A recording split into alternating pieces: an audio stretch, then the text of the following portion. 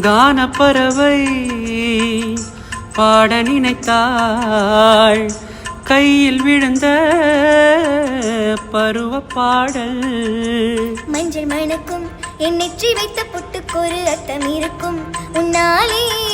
மெல்ல சிரிக்கும் உன் முத்து நகை ரத்தினத்தை அள்ளி தெளிக்கும் முன்னாலே.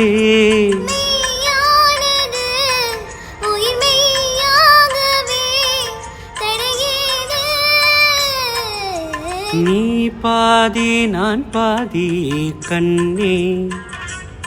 அருகில் நீ இன்றி தூங்காது கண்ணே. நீ பாதி நான் பாதி